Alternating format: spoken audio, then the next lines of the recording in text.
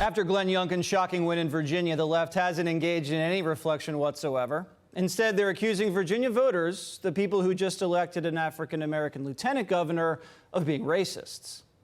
And when he pushes talking points that are meant to flirt with and stoke white backlash, he does so in a coded way with dog whistles about education. The racial animus that is teeming with the dog whistle messaging. Racial language and dog whistles, quite frankly. Some of it was dog whistle. Yeah. Right? Some of it was dog whistle racism. Horrible racist dog whistles from the GOP. Dog whistling on education. I think all the CRT stuff is trumped up dog whistling. What rose to sort of the national conversation was the dog whistle.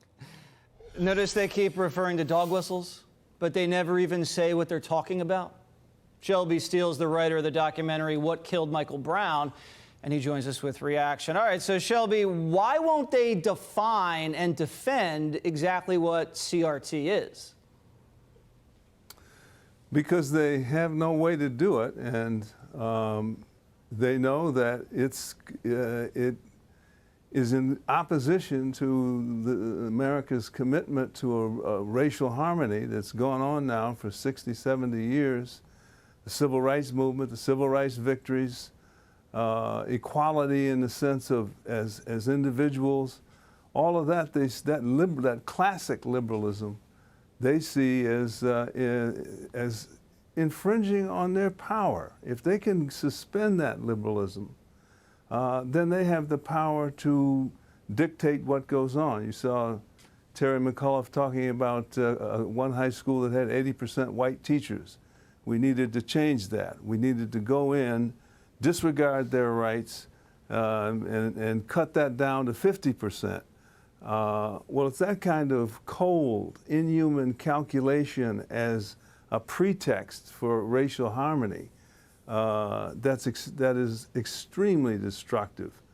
The reaction to it that we've seen in this current election is, by my lights, a wonderful thing. It's a return to the classic view of racial harmony based on our connection and appreciation of each other as individuals, rather than strictly members of a race, members of a nationality, an ethnicity, and so forth. So these are all very divisive ways of thinking.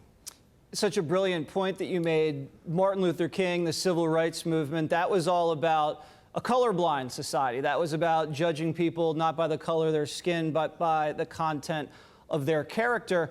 And this is against everything that was about. This is about you're not born equal. People are born racist. People are born oppressed. And as you said, that framework gives the left a pretext to seize power and then re-engineer society, move people up, pull people down, rework the entire system. Right. And it just takes away what is in our founding document, that all men are created equal. Absolutely. That's burdensome as far as they're concerned. They truly are offended by this idea that should be treated as individuals.